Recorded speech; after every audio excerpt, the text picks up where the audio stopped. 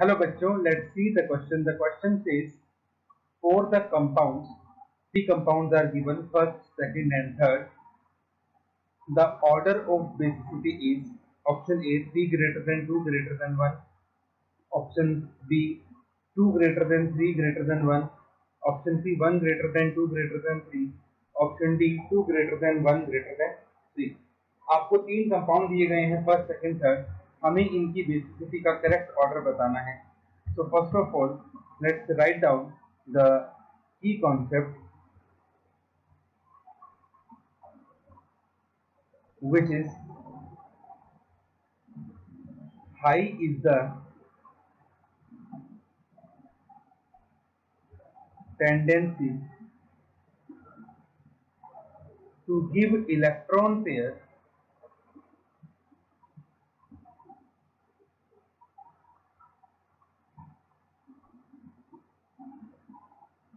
high is the basicity.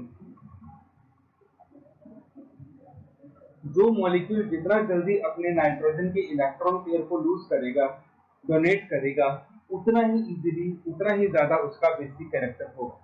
तो अब हम इन सभी मॉलिक्यूल्स को देखेंगे और ये चेक करेंगे कि कौन कितना इजीली नाइट्रोजन के लोन पेयर को डोनेट कर सकता है. अगर हम बात करें फर्स्ट की, तो फर्स्ट केस में आपके पास पायरिमिडिन कुछ इस तरह से है. यहाँ पे नाइट्रोजन के पास लोन पेयर है. सेकंड हम बात करते हैं मॉलिक्यूल की,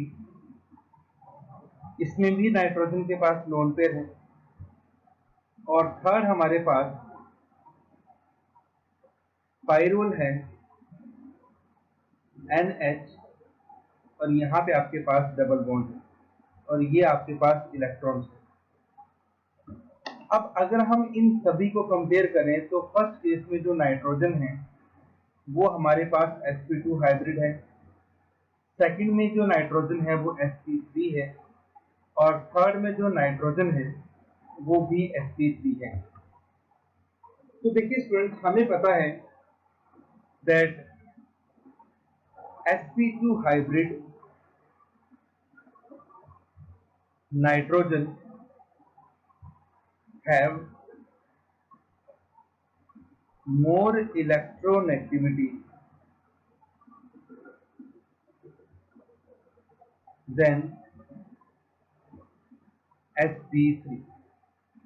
जो नाइट्रोजन sp2 है उसकी इलेक्ट्रोनेगेटिविटी ज्यादा होती है एज कंपेयर टू sp3. अब यहाँ पे ये जो आप लोन पेयर देख सकते हैं, they are not in resonance.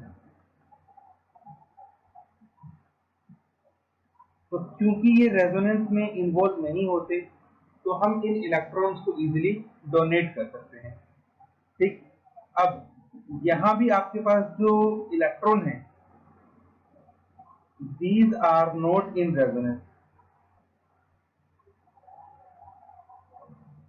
These are not in resonance. ये भी रेजोनेंस में पार्टिसिपेट नहीं कर रहे. लेकिन यहाँ पे एक चीज है, ये जो ऑक्सीजन है, क्योंकि इसकी इलेक्ट्रॉन एक्टिविटी ज्यादा है तो ये अपना माइनस आई इफेक्ट शो करेगा. तो माइनस आई से कहीं ना कहीं बेसिसिटी पे इफेक्ट होगा. अब बात करें तीसरे की, तो तीसरे में ये जो लोन पेयर हैं, these are involved in aromatization. दरअसल ये जो आपका थर्ड वाला मॉलिक्यूल है ये एरोमेटिक होता है, और ये एरोमेटिक होता है जिसमें ये जो लोन पेयर ऑफ इलेक्ट्रॉन है ये भी रिस्पॉन्सिबल है. हमें पता है एरोमेटिक बनने के लिए आपके पास 4n+2 पाई इलेक्ट्रॉन होने चाहिए. ठीक है. तो इसके पास 2 और 2 4 तो बॉन्ड पेयर हैं प्लस 2 लोन पेयर हैं, तो इसके पास हो गए 6 पाई इलेक्ट्रॉन. तो इन लोन पेयर ऑफ इलेक्ट्रॉन की वजह से ये कंपाउंड एरोमेटिक है, तो ये इनको किसी भी हालत में डोनेट नहीं करेगा क्योंकि इससे इसकी एरोमेटिसिटी डिस्ट्रॉय हो जाएगी. तो थर्ड वाला जो है वो सबसे लीस्ट बेसिक होगा। इसको तो हमेशा ही ध्यान रखें कि कोई भी एटम लोन पेयर को डोनेट करके अपनी बेसिसिटी, अपनी एरोमेटिसिटी कभी भी खराब नहीं करेगा। तो इसके लोन पेयर एरोमेटिसिटी में इन्वॉल्व है, तो ये कभी भी डोनेट नहीं हो सकते। तो 3 वाला जो है वो सबसे लीस्ट बेसिक होगा। अब अगर हम फर्स्ट और सेकंड का कंपैरिजन करें तो देखिए, ऑक्सीजन का माइनस का इफेक्ट है, लेकिन आप जानते हैं डिस्टेंस के साथ इंडक्टिव कम होता है। ठीक है, तो यहाँ पे हम हाइब्रिडाइजेशन फैक्टर के अकॉर्डिंग बात करेंगे। तो क्योंकि ये sp2 हाइब्रिड है और ये sp3 हाइब्रिड है, और हमने यहाँ पे लिखा हुआ है that sp2 hybrid is more electronegative, और जिसकी इलेक्ट्रोनेगेटिविटी ज्यादा है फिर वो इलेक्ट्रॉन को लॉस करने में थोड़ी सी प्रॉब्लम करेगा। ठीक है, तो ये आपके पास सबसे हाई बेसिक होगा, हाईली बेसिक, और ये आपका सेकंड नंबर पे जाएगा। तो सबसे ज्यादा बेसिक हमारे पास हो गया फर्स्ट वाला, देन सेकंड वन, और सबसे लीस्ट बेसिक होगा थर्ड वाला।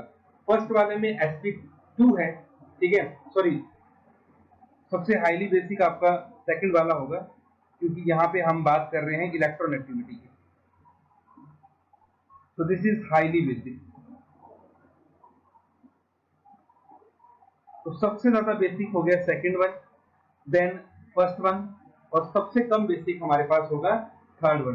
ठीक है, तो sp3 जो है, sp3 नाइट्रोजन सबसे ज्यादा इजीली इलेक्ट्रॉन को डोनेट कर देगा, तो वो आपके पास में सबसे ज्यादा बेसिक होगा। फिर sp2 वाला, और देन थर्ड में तो एरोमेटाइजेशन में इलेक्ट्रॉन इन्वॉल्व है, तो वो कभी भी दो सम नहीं कर सकते। तो यहाँ पे जो हमारे पास करेक्ट ऑप्शन बनेगा that is your option number D. सबसे ज्यादा बेसिक सेकंड होगा, then first and then third. So hope you understood it well. Best of luck. Thank you.